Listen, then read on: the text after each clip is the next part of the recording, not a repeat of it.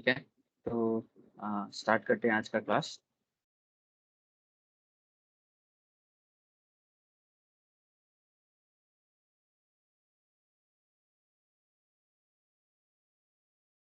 क्या मेरी स्क्रीन आप लोगों को दिखाई दे रही है? एंड ये व्हाइट बोर्ड आप लोगों को दिखाई दे रहा है?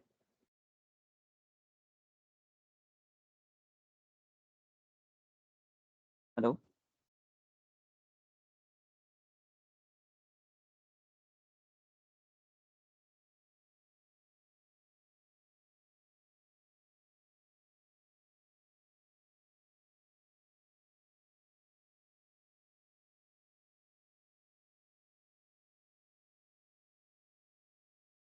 हेलो? क्या मेरी आवाज़ आ रही है? क्या आप लोगों को ये स्क्रीन दिखाई दे रहा है?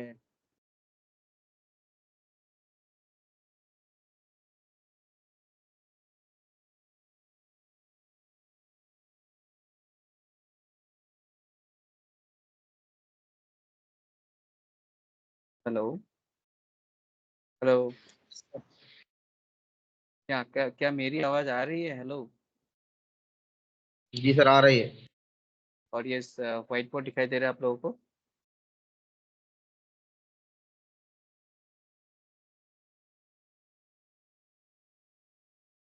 हेलो?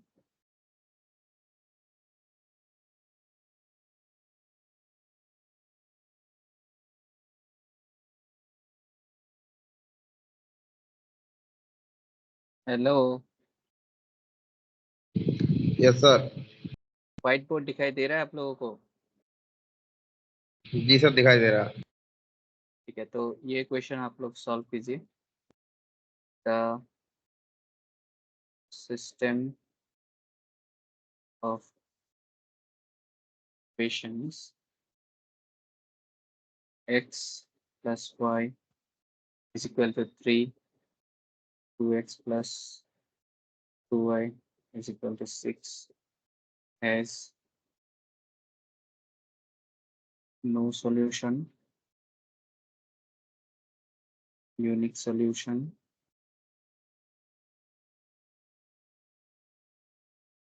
infinite solution। रैंक निकाल के अच्छे से कीजिए। पहले मैट्रिक्स फॉर्म में लिखिए, ऑगमेंटेड मैट्रिक्स का रैंक निकालिए, जो कोएफिशिएंट मैट्रिक्स है उसका भी रैंक निकालिए।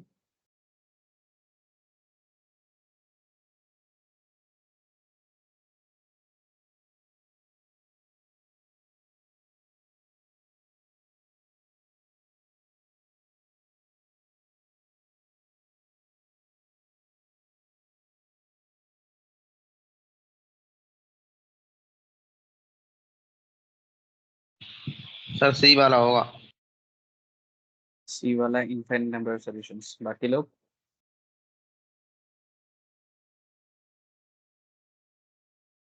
क्या हुआ, आज बच्चे इतने कम हैं? बस एक दो तीन लोग आए हैं। कुछ एग्जाम वगैरह है क्या?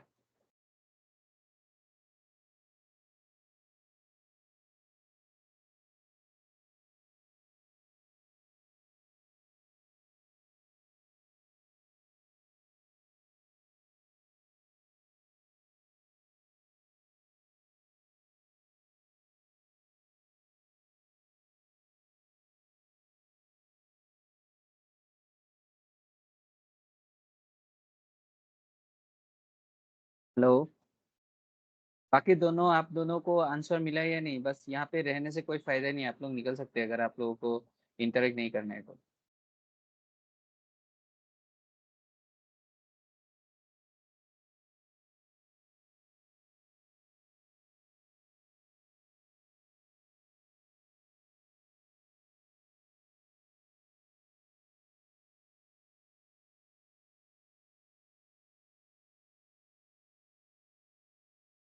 दो लोग आंसर नहीं देंगे तो मैं आगे नहीं बढ़ूंगा।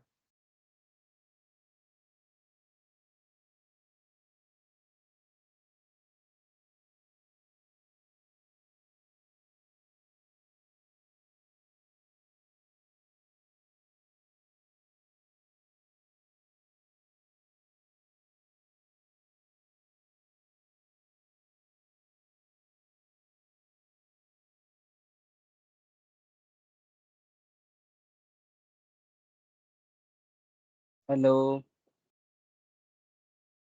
Sir infinite solution. ओके, और तीसरा बंदा?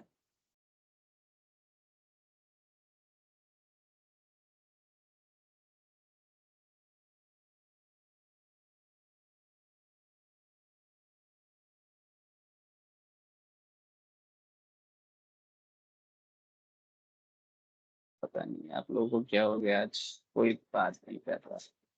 ऐसे तो मैं भी नहीं पढ़ाऊंगा। ठीक है, तो देखते हैं इसका कैसे करना है। तो हम ऑगमेंटेड मैट्रिक्स को लिख लेंगे।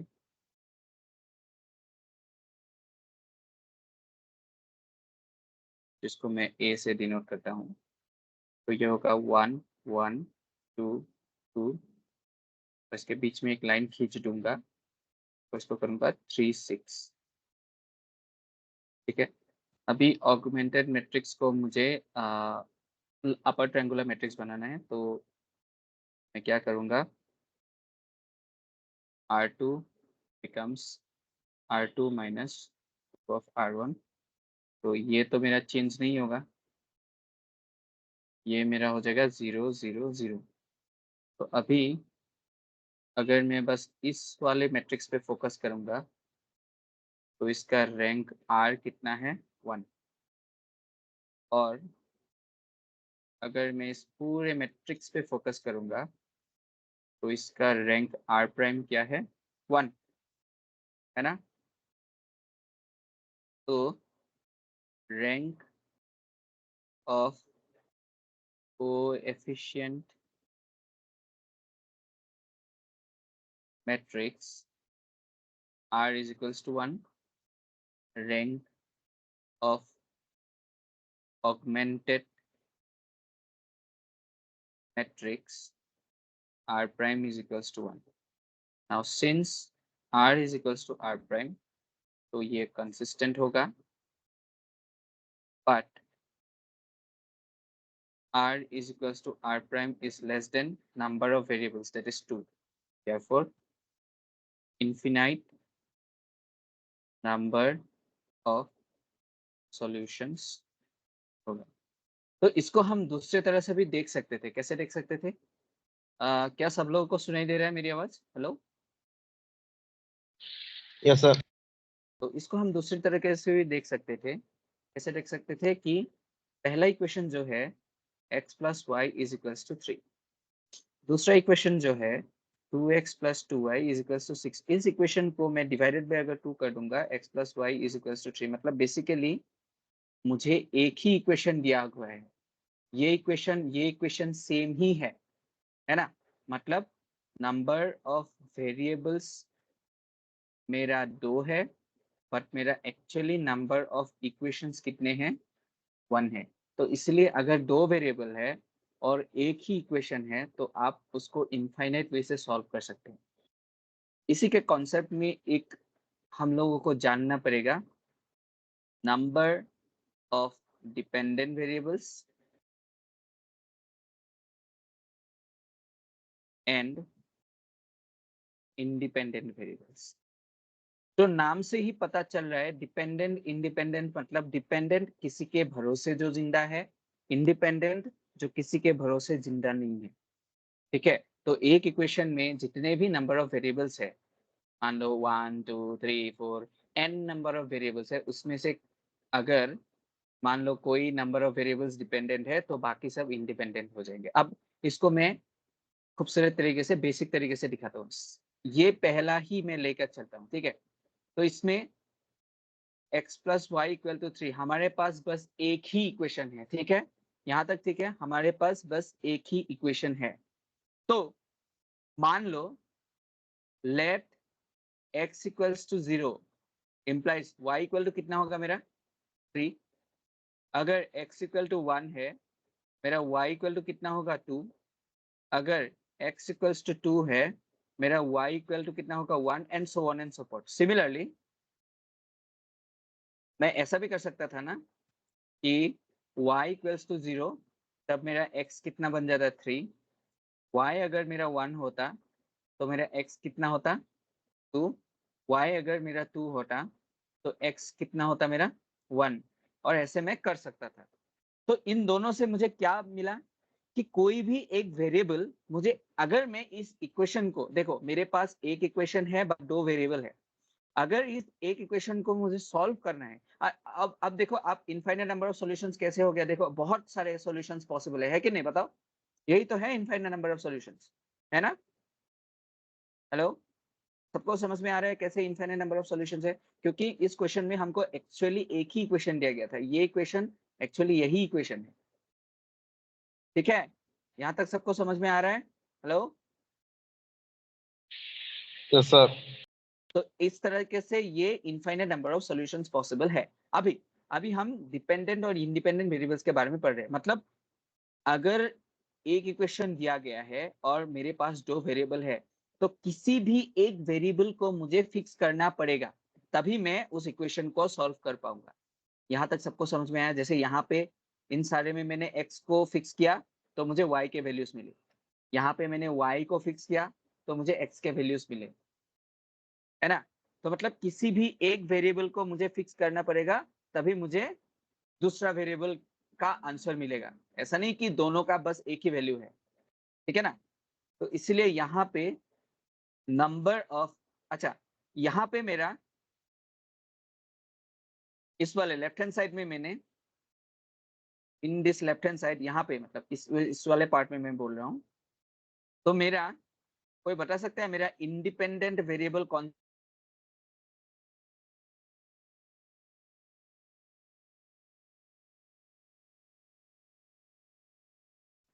Sir, X. एग्जैक्टली, क्योंकि मैंने x को एज्यूम किया है तभी मुझे y मिला, और यहाँ पे मेरा इंडिपेंडेंट वेरिएबल कौन सा था? y, ठीक है? तो मेरा बाय डिफॉल्ट मेरा, क्योंकि यहाँ पे 2 ही वेरिएबल्स थे, तो बाय डिफॉल्ट मेरा डिपेंडेंट वेरिएबल क्या हो गया? y, और यहाँ पे मेरा डिपेंडेंट वेरिएबल क्या हो गया? x। ये मेरा राइट हैंड साइड मतलब इक्वेशन के राइट हैंड साइड में नहीं, मतलब ये नहीं लिखता हूँ वरना आपको बाद में गड़बड़ हो जाएगी। यहाँ तक सबको समझ में आ गया? इस वाले तरीके से अगर मैं इस इक्वेशन को सॉल्व करता तो मेरा इंडिपेंडेंट वेरिएबल x होता, इस तरीके से मैं अगर इस इक्वेशन को सॉल्व करता तो मेरा इंडिपेंडेंट वेरिएबल y होता, ठीक है? क्योंकि मैंने यहाँ पे x को इंडिपेंडेंटली चॉइस किया है और यहाँ पे मैंने y को इंडिपेंडेंटली चॉइस किया है। y के किसी भी वैल्यू को मैं ले रहा हूँ और उस हिसाब से मुझे x का वैल्यू मिल रहा है। y का वैल्यू अगर मैंने ले लिया तो x का वैल्यू मैं चेंज नहीं कर सकता, इस तरह।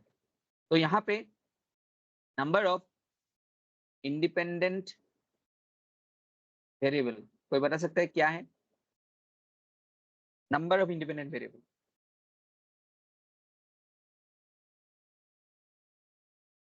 हेलो, कितने नंबर ऑफ इंडिपेंडेंट वेरिएबल्स है यहाँ पे? Sir, infinite. इंडिपेंडेंट वेरिएबल्स 3 है। कितने मिले आपको? हाँ, 3 अरे बाप रे, पहले बताओ यहाँ पे टोटल नंबर ऑफ वेरिएबल्स कितने हैं इस इक्वेशन में? 2 2। उसमें से x हो गया इंडिपेंडेंट वेरिएबल, y हो गया डिपेंडेंट वेरिएबल। अब बताओ नंबर ऑफ इंडिपेंडेंट वेरिएबल कितने हैं फिर?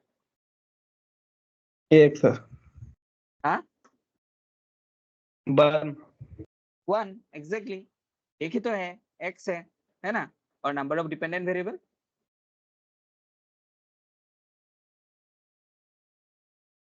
बताओ? 1. 1 एग्जैक्टली। ये कोई क्वेश्चन हुआ सर? हाँ, यही क्वेश्चन है, यही क्वेश्चन है, यही आपको देखना है एग्जाम में क्या कराएगा, ठीक है? नंबर ऑफ इंडिपेंडेंट वेरिएबल्स यहाँ में भी आपका 1 ही है, and number of dependent variables इस तरफ भी आपका 1 ही है, ठीक है? यहाँ तक आई थिंक सबको समझ में आ गया, ठीक है? अब हम चलते हैं अगली और, ठीक है? जैसे मान लो मैंने आपको एक इक्वेशन दिया 3x + 4y + 7 या फिर +z इज इक्वल्स टू 12। मैंने आपको बस एक ही इक्वेशन दिया है, क्या मुझे कोई इसका रैंक निकाल के दे सकता है? नहीं, सबसे पहले हाँ, इसका रैंक निकाल के कोई दे सकता है मुझे? मतलब ऑब्वियसली मैं किसका रैंक मांग रहा हूँ? मैं ऑगमेंटेड मैट्रिक्स का रैंक मांग रहा हूँ और मैं कोएफिशिएंट मैट्रिक्स का रैंक मांग रहा हूँ। इन दोनों मैट्रिक्सेस का मुझे रैंक चाहिए। ये R होगा और ये R प्राइम होगा। जल्दी से फटाफट आप, मैंने आपको बस एक ही इक्वेशन दिया है।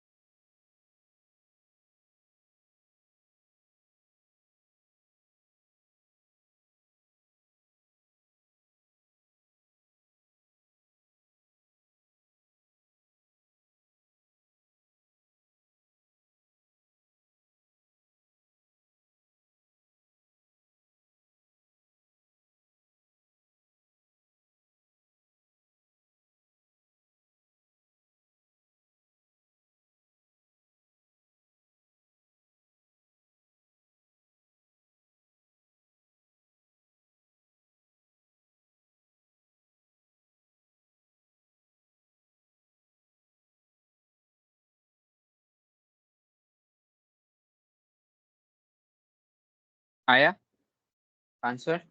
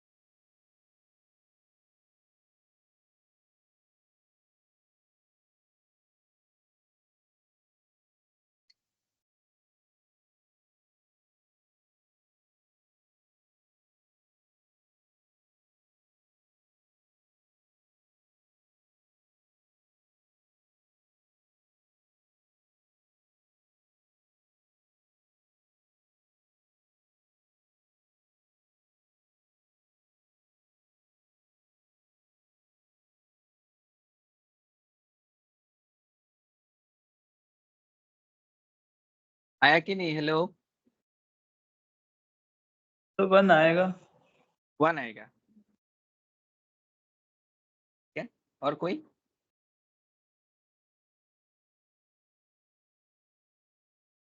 हाँ, तो ये तो मैं एक, आप लोग तो एटलीस्ट ये देख के तो बता ही सकते हो कि इस वाले में मैंने अगर आप लोगों को पूछा होता कि कितना, अगर आपको रैंक के बारे में पता नहीं होता तो अगर, तो भी मैं अगर आप लोगों को पूछता कि बताओ इसमें कितने सॉल्यूशंस पॉसिबल है बिना रैंक जाने, तो कितने नंबर ऑफ सॉल्यूशंस पॉसिबल होते हैं यहाँ पे?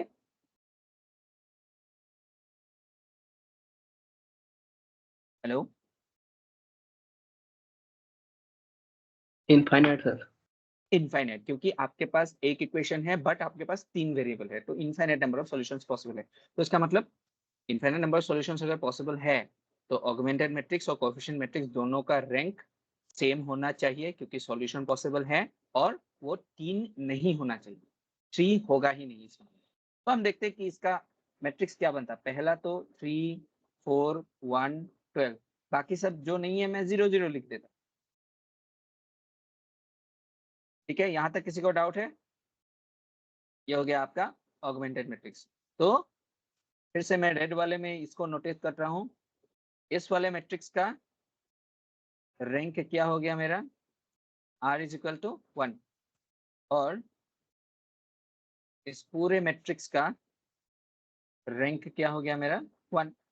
ठीक है, अब R is equal to R prime is equal to 1 is less than 3, therefore infinite number of solutions. देखो सारी तरीके से वैलिड हो रहे हैं कि सिस्टम ऑफ सॉल्यूशंस इनफाइनाइट होंगे, हम देख के ही बता सकते थे, रैंक से भी हम लोगों ने प्रूफ कर दिया। यहाँ तक सबको समझ में आ गया? लेस देन 3 क्यों लिखा? क्योंकि ये नंबर ऑफ वेरिएबल्स है। ठीक है, ओके, क्लियर?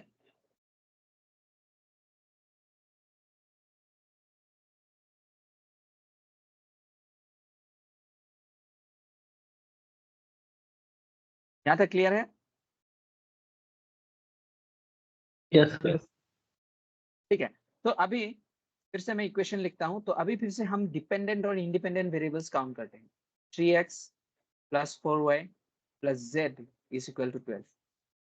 अभी वहां पे मुझे 2 वेरिएबल थे, तो पिछले वाले इक्वेशन में जो था वहां पे मेरा 2 वेरिएबल था, तो इसको मैंने सॉल्व कैसे किया, y is equals to 3 minus x, और इसको मैंने कैसे सॉल्व किया, x is equals to 3 minus y. तो यहाँ पे अगर मुझे सॉल्व करना है तो मुझे 3 वे से मैं सॉल्व कर सकता हूँ। पहला वे, मैंने x को एक साइड में रखा, तो ये क्या हो जाएगा मेरा 12 माइनस 4y माइनस जेड, है ना। अगर मैंने y को एक तरफ में रखा तो ये हो जाएगा मैंने 1/4 12 माइनस 3x माइनस जेड, और अगर मैंने z को एक तरफ में रखा तो ये हो जाएगा 12 माइनस 3x माइनस 4y। सबको यहाँ तक समझ में आ गया। इस इक्वेशन को मैं, एक ही इक्वेशन मुझे दिया गया है, तो इस इक्वेशन को मैं अगर सॉल्व करना चाहूँ तो सबसे पहले एक वेरिएबल को मुझे लेफ्ट हैंड साइड में रखना पड़ेगा। तो अगर एक वेरिएबल को मैं लेफ्ट हैंड साइड में रखूंगा तो वो एक वेरिएबल कौन होगा मुझे क्या पता है, एक्स भी हो सकता है, वाई भी हो सकता है, जेड भी हो सकता है। तो इस तरफ मैंने एक्स को रखा, इस तरफ मैंने वाई को रखा, इस तरफ मैंने जेड को रखा। सबको समझ में आ गया यहाँ तक?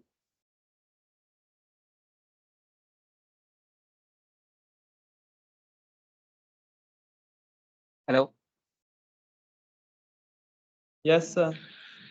अभी मुझे बताओ, अगर मैं एक्स को सॉल्व करना चाहूँ तो मुझे y और z दोनों को एज्यूम करना पड़ेगा यहाँ पे। तो यहाँ पे मेरे जो इंडिपेंडेंट वेरिएबल्स है वो कौन है मेरे, y और z, है ना। क्योंकि y और z को मुझे इंडिपेंडेंटली सॉल्व करना पड़ेगा। ऐसा नहीं कि y को तुमने ले लिया तो z फिक्स हो गया, z फिक्स नहीं होगा, तभी भी z वेरी कर सकता है ना। और मेरे डिपेंडेंट वेरिएबल क्या होंगे यहाँ पे, सिर्फ x। सबको समझ में आ गया? यहाँ पे मेरा इंडिपेंडेंट वेरिएबल्स कौन से होंगे, x और z, एंड यहाँ पे मेरे डिपेंडेंट वेरिएबल्स कौन सा होगा, सिर्फ y। ठीक उसी तरह यहाँ पे मेरे इंडिपेंडेंट वेरिएबल्स x और y होंगे, और यहाँ पे मेरे डिपेंडेंट वेरिएबल्स z है। तो बताओ यहाँ पे ये वाला सबको समझ में आ गया, डिपेंडेंट और इंडिपेंडेंट वेरिएबल्स कैसे हो गया? हेलो, yes sir, सबको समझ में आएगा कि नहीं? Hello, yes sir. ओके। तो अभी मुझे बताओ, नंबर ऑफ इंडिपेंडेंट वेरिएबल्स कितने हैं और नंबर ऑफ डिपेंडेंट वेरिएबल्स कितने हैं? नंबर ऑफ इंडिपेंडेंट वेरिएबल्स कितने मिले आपको? 2।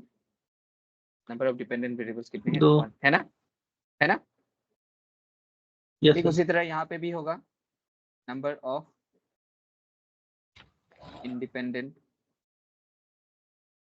Variables is equals to number of dependent variables is equals to 1. Number of independent variables is equals to number of dependent variables is equals to 1. अभी देखो, इतना कुछ करने के बाद मैं बस आप लोग को यही समझाने का कोशिश कर रहा था कि डिपेंडेंट वेरिएबल्स, इंडिपेंडेंट वेरिएबल्स कैसे हम देखते हैं, कैसे हम देखते हैं, ये हमको समझ में आ गया। अभी देखो ये कितना लेंथी प्रोसेस है। हम एग्जाम में क्या ऐसे करते रहेंगे? नहीं सर, हम एग्जाम में ऐसे करेंगे तो हमारा टाइम निकल जाएगा। तो आपको अगर दिया गया है calculate the number of dependent variables, calculate the number of independent variables in the system of equations, बताओ यहाँ पे आप लोगों का जो ये सिस्टम ऑफ इक्वेशन जब आपने सॉल्व किया था, यहाँ पे आप लोगों को रैंक कितना मिला था? 1 मिला था ना। तो नंबर ऑफ डिपेंडेंट वेरिएबल्स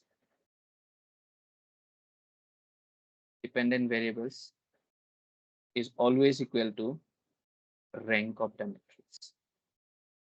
ठीक है, ये फॉर्मूला याद रखना, number of dependent variables is equal to rank rank of क्या? ऑगमेंटेड मैट्रिक्स, ठीक है, ओके। और नंबर ऑफ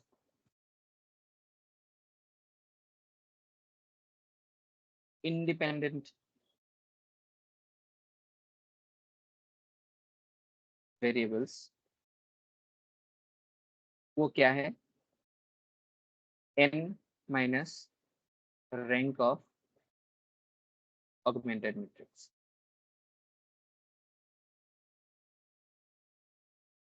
ठीक है,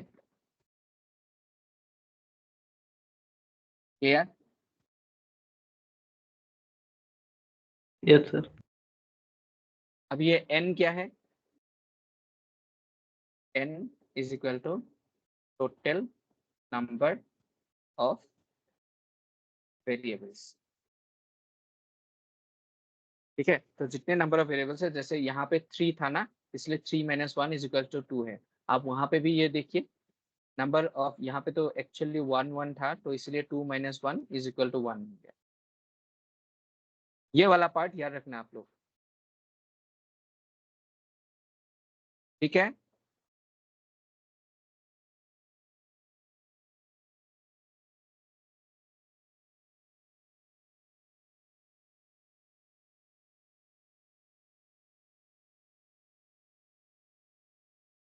सबको क्लियर हुआ? yes sir, Yes, sir. Okay, तो अभी एक क्वेश्चन आप लोग सॉल्व कीजिए। Find the value of lambda and mu so that 2x 2x plus 3y plus 5z equal to 9, 7x plus 3y minus 2z equal to 8, and 2x plus 3y plus lambda z is equal to mu. As number A, no solution. Number B, unique solution. And number C, infinite solution. तो सबसे पहले आपको ये system of equation अगर no solution है तो उसके लिए लैम्डा और म्यू का वैल्यू क्या है ये निकालना। सेकेंड क्वेश्चन में आपको क्या निकालना है? ये सिस्टम ऑफ इक्वेशन अगर यूनिक सॉल्यूशन देता है तो लैम्डा और म्यू का वैल्यू क्या होगा। थर्ड क्वेश्चन क्या है कि ये सिस्टम ऑफ इक्वेशन अगर इनफाइनाइट नंबर ऑफ सॉल्यूशंस देता है तो लैम्डा और म्यू का वैल्यू क्या होगा। तो मतलब 3 क्वेश्चन है इसमें, आराम से करिए। क्वेश्चन समझ में आएगा सब लोगों को?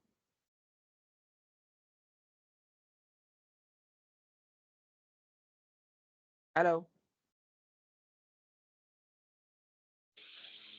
yes sir, ओके, करिए फिर।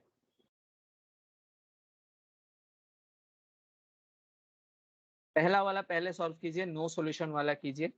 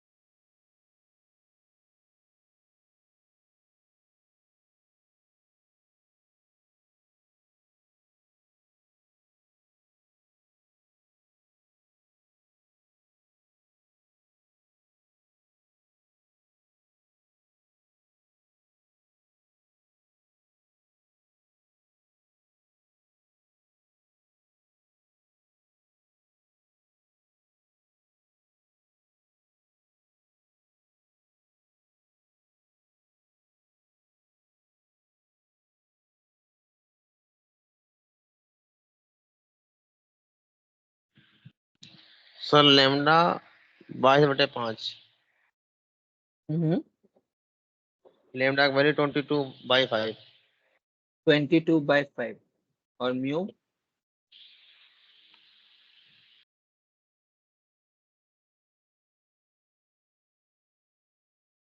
म्यू का क्या होगा? निकाल रहे हैं।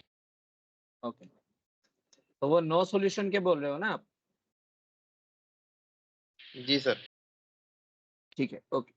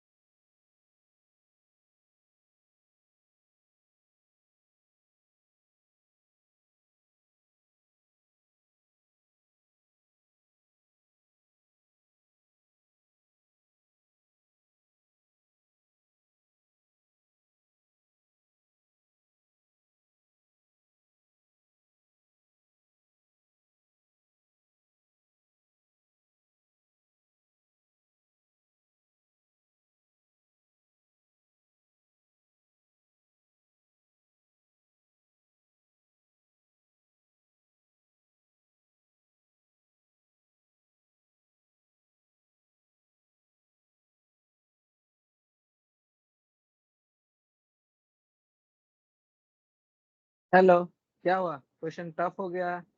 किसी का आंसर नहीं आ रहा है? एक दो लोग तो छोड़ ही दिए। अगर कम नंबर ऑफ स्टूडेंट्स आएंगे तो मैं वीडियो अपलोड नहीं करूंगा। जिन जिन लोगों को सीखना है वो लोग क्लास में ही सीखेंगे। मेरे पास अगर डाउट होगा, आप लोगों का अगर डाउट है तो मेरे को 1000 बार पूछ सकते हो, मैं बताऊंगा। लेकिन मुझे लगता है वीडियो अपलोड करने के बाद आप लोगों ने क्लास आना बंद कर दिया, इसलिए मैं वीडियो अपलोड नहीं करूंगा। ठीक है, ये आप ग्रुप में सर्कुलेट कर देना। जिन जिन लोगों को क्लास करना है उन लोगों को अटेंड करना पड़ेगा ही। अगर नहीं करना है तो नहीं करेगा। अगर कोई इंटरेक्शन नहीं करता तो मुझे क्लास करने में एकदम मजा नहीं आता। ठीक है,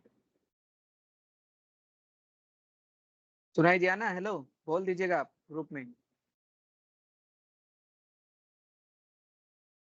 ओके सर। हम्म।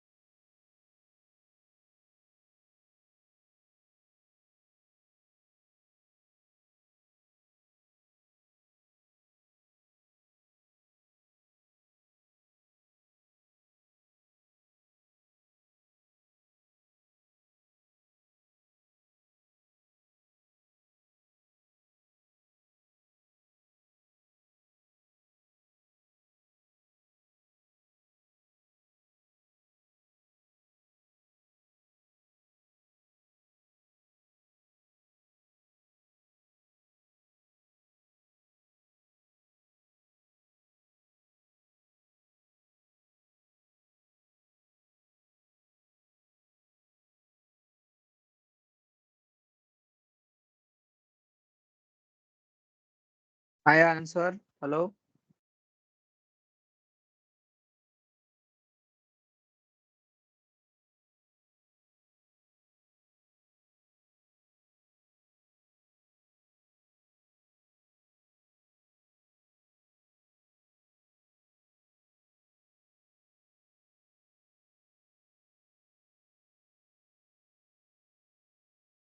ओके, मुझे लगता है आप लोग को थोड़ा डाउट हो रहा है इसमें, तो मैं एक एक करके करता हूँ। ठीक है, तो सबसे पहले मैं इसका ऑगमेंटेड मैट्रिक्स बना देता हूँ। 2 3 5 7 3 -2 2 3 लैम्डा और यहाँ पे 9 8 म्यू। ये हो गया मेरा ऑगमेंटेड मैट्रिक्स। ठीक है, अभी मैं अपर ट्रायंगुलर मैट्रिक्स बनाने का कोशिश करूंगा। तो उसको बनाने के लिए क्या करना पड़ेगा मुझे? 2 3 5 9, ये तो चेंज नहीं करूंगा मैं। तो इस वाले टर्म को अगर मुझे 0 बनाना है, तो अभी तक तो मेरा ऐसा आया था कि आप लोग क्या बोलते हैं इसको, मतलब इसके प्रोडक्ट के साथ कोई मल्टीप्लाई करने के बाद ये हो रहा था, है ना? तो हम इसको अभी कैसे करेंगे? R2 ट्रांसफॉर्म टू, देखो अभी इन दोनों का एलसीएम ले लेंगे, तो दोनों का एलसीएम क्या होगा? 14। ठीक है, तो इसको मैं 2 into R2 minus 7 into R1 ये अगर कर लूंगा तो ये वाला मेरा 0 हो जाएगा, क्योंकि ये दोनों का एलसीएम क्या है? 14, तब ये भी 14 होगा, ये भी 14 होगा, और दोनों का माइनस कर देने से मेरा 0 होगा। तो मैं एक बार यहाँ पे कर भी देता हूँ। 2 इंटू R2 मेरा क्या होगा? 14 6, और ये हो गया -4, और यहाँ पे हो गया 16।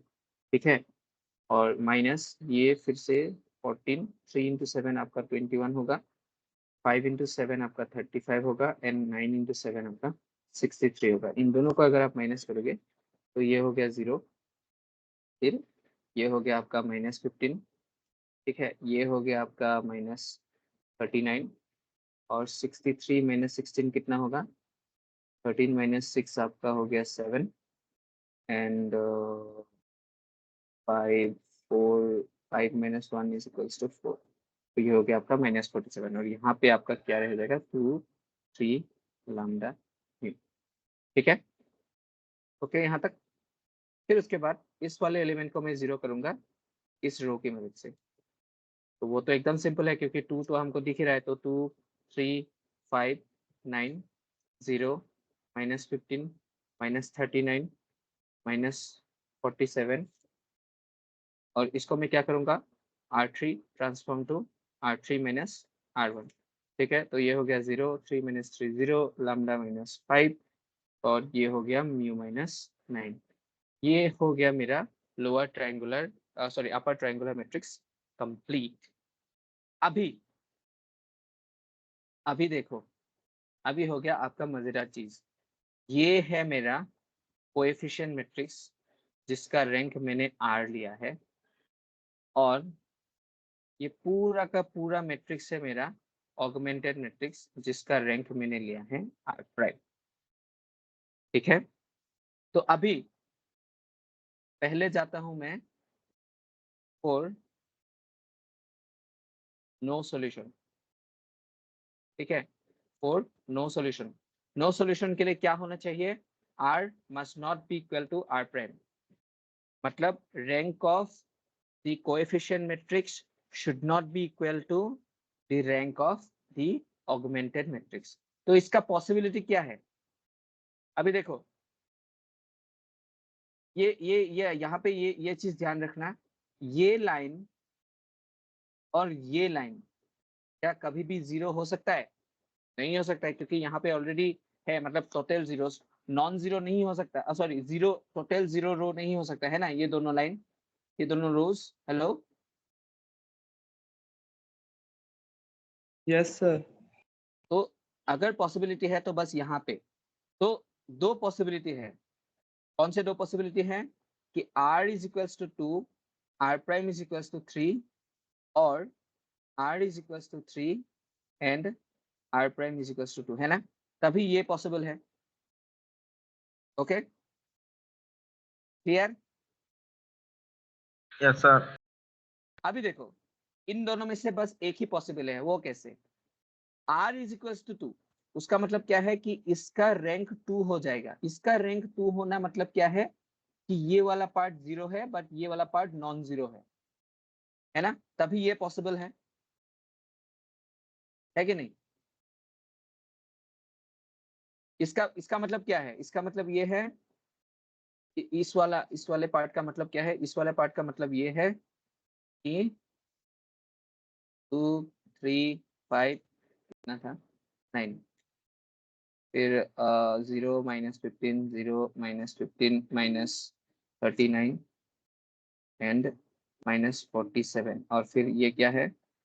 हाँ, r इक्वल्स टू 2 कब होगा? यहाँ पे 0 0 0 और यहाँ पे मान लो कोई एक नॉट इक्वल टू 0 है ना? ये हो गया r equals to 2 and r prime equal to 3 है ना? सबको समझ में आ गया ये वाला पार्ट? Hello, Yes, sir. अभी दूसरा कैसे पॉसिबल है ये देखता हूँ।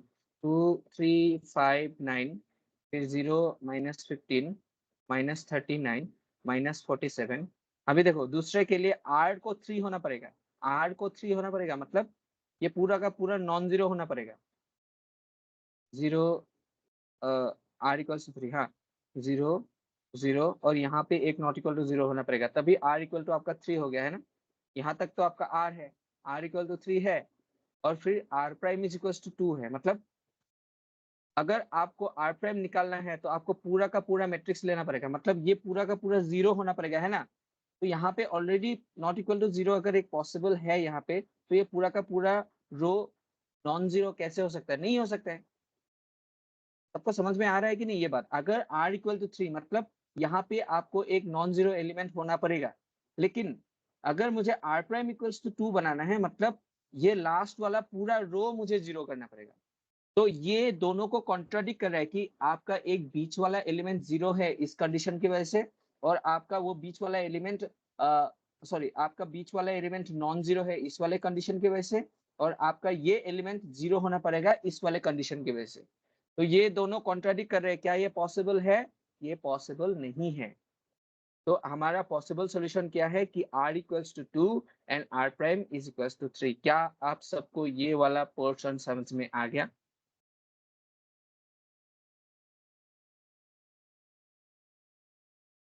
Hello, Yes, sir. ओके।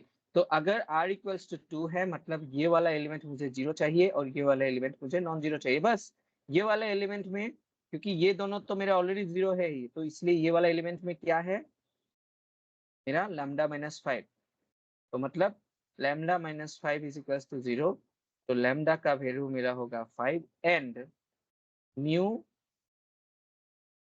ये वाला एलिमेंट क्या है? Not equal to 0। Mu -9 not equal to 0 मतलब म्यू नॉट इक्वल टू 9। यही है आपका नो सॉल्यूशन का कंडीशन। समझ में आ गया सब लोगों को? Yes, sir. अभी हम देखते हैं यूनिक सॉल्यूशन। यूनिक सॉल्यूशन उसके लिए क्या होना पड़ेगा? r is equals to r prime is equals to 3, दोनों का वैल्यू 3 होना पड़ेगा है ना। तो दोनों का वैल्यू 3 कब होगा? जब ये भी नॉन जीरो होगा ये भी नॉन जीरो होगा है ना।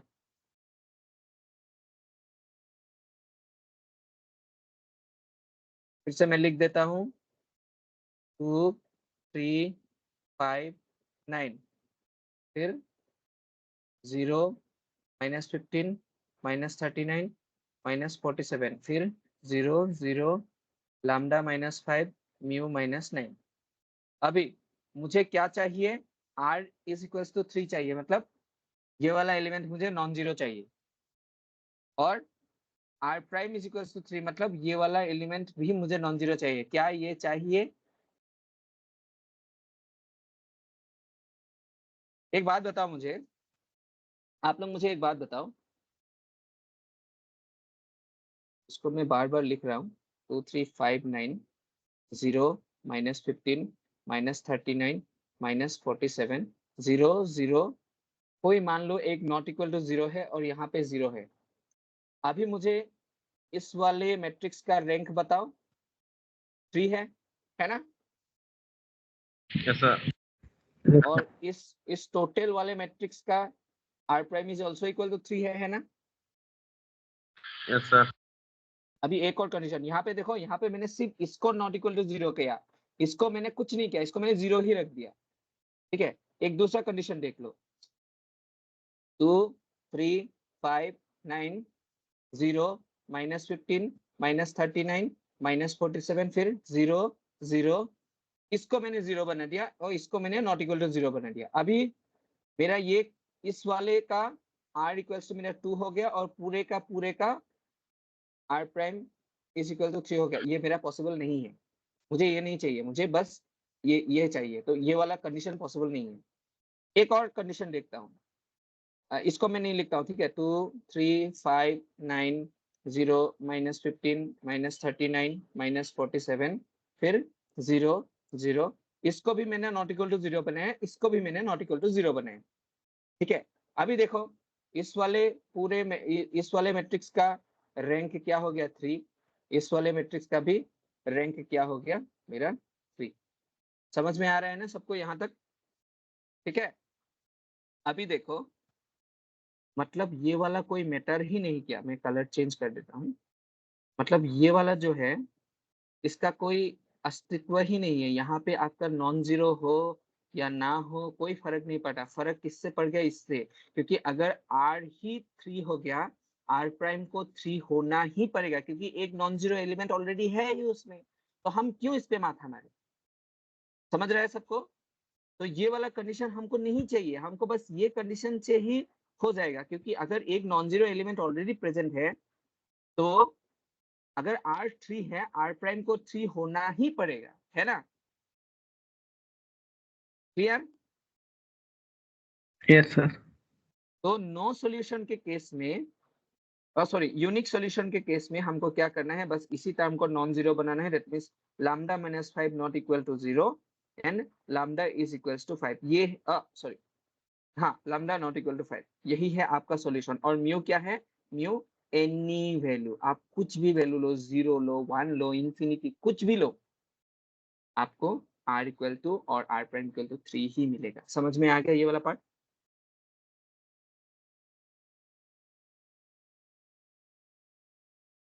Clear? Yes, sir. Yes sir, अभी आते हैं इनफाइनाइट नंबर ऑफ सॉल्यूशंस पे।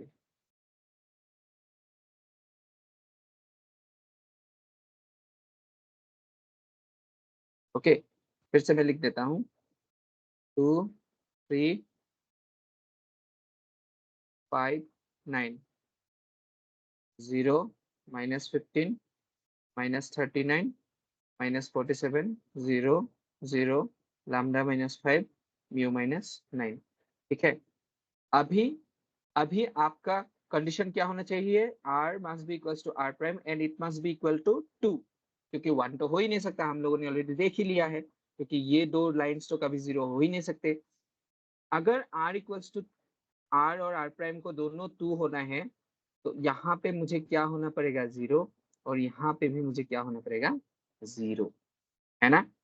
तो कंडीशन क्या है? Therefore lambda -5 is equals to 0, मतलब लैम्डा को 5 होना पड़ेगा and mu -9 must be equal to 0 और म्यू को इक्वल टू 9 होना पड़ेगा। क्या सबको समझ में आ गया ये सॉल्यूशन अच्छे से?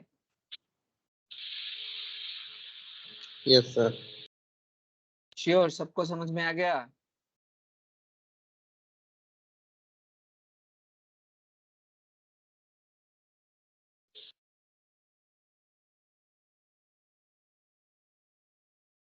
सर इसमें नंबर ऑफ वेरिएबल्स 3 होंगे ना? हाँ,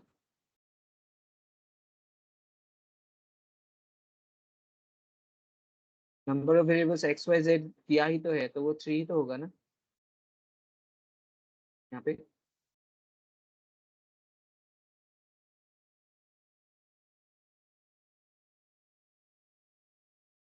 हेलो। सर तो r hmm, prime equals number of variables तो नहीं होंगे सर? क्या क्या? Sir R prime equals number of variables तो सर होंगे नहीं इसमें, क्योंकि आर प्राइम तो 2 है। कहाँ पे, लास्ट वाले में? Yes sir. हाँ, तो इसीलिए तो ये सॉल्यूशन ही मैंने किया हुआ है ना, ये देखो इनफाइनाइट नंबर ऑफ सॉल्यूशंस के लिए ही तो ये ना,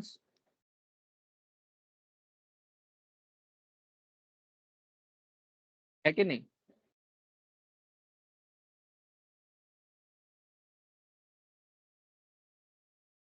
ओके सर, ठीक है। समझ गए? इनफाइनाइट नंबर ऑफ सॉल्यूशंस अगर चाहिए तो आपका लैम्डा और म्यू का वैल्यू क्या है, ये है थर्ड क्वेश्चन। जो आपने मुझे बताया वो यूनिक सॉल्यूशन के लिए है, वो मैंने ऑलरेडी किया है। ये देखो r equal to r prime equal to 3, है ना? और ये है आपका नो सॉल्यूशन वाला केस। आप समझ में आ गया आपको? Yes sir. फाइन। तो मैं आपको अभी एक असाइनमेंट देता हूँ, सेम इसकी तरह ही है, आपको सॉल्व करना है, ठीक है? बेसिकली 4 more, और ये आप लोगों को सॉल्व करने रहना है। Find for what value of k the set of equation 2x minus 3y plus